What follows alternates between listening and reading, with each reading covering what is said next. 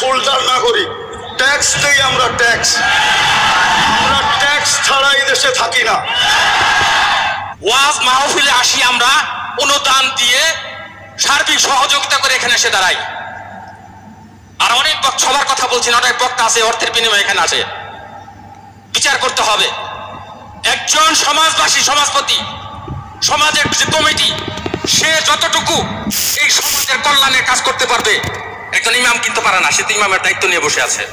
আর সভাপতি সাহেব যেই কথাগুলো বললেন, ওইগুলোই আমাদের বাঁধেওর জন্য যথেষ্ট। কেননা ওনারা আমাদের দেশের কর্ণধার, ওনাদের কৃপাই আমরা বেঁচে আছি। ওনাদের কৃপা যদি না থাকতো তাহলে হয়তো আমরা দেশে থাকতেও পারতাম না, বা দেশে থাকতামও না। কোথায় থাকতাম আল্লাহই জানে। বিদায় আমি কথা লম্বা করতে চাইতেছি না। আমিও আপনাদের কাছ থেকে বিদায় নিতেছি।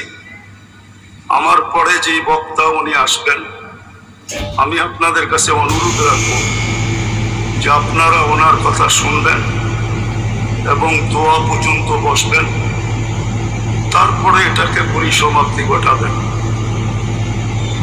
বলে আমি আমার কথা শেষ করলাম। ওমা আলাইনা ইল্লাল বালাগ।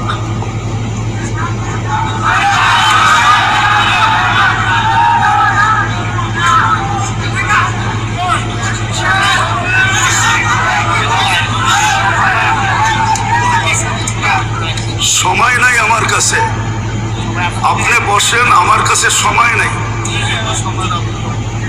রাখেন রাখেন, আমরা সমাজে উইরা আসি নাই। আমরা বসেন বসেন, আমরা ট্যাক্স হোল্ডার নাগরিক, ট্যাক্স দেই আমরা, ট্যাক্স। আমরা ট্যাক্স ছাড়া এই দেশে থাকি না। আপনারা বসেন, আপনারা বসেন। আমাদের দেশের কালচার এটা হয়ে গেছে, সবাই হুজুরদের কথা বলে কিন্তু হুজুরদেরকে আন্ডার এস্টিমেট করে।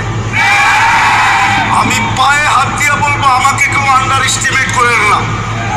আপনারা আমাকে চিনেন না, আমার পরিচয় জানেন না। বসেন, আপনারা বসেন, আপনারা বসেন। আমার পরিচয় আপনারা জানেন না, আপনারা আমাকে আন্ডার এস্টিমেট করেন না। আমরা সর্বওয়াজ মাহফিলে এটা ভুগতেছি আজকে 16 বছর ধরে না। আমরা জন্ম থেকে চলছি, যেটা বাংলাদেশের প্রবাদ বাক্য, আমরা জন্ম থেকে চলছি। জন্ম থেকেই জ্বলা। আর কতদিন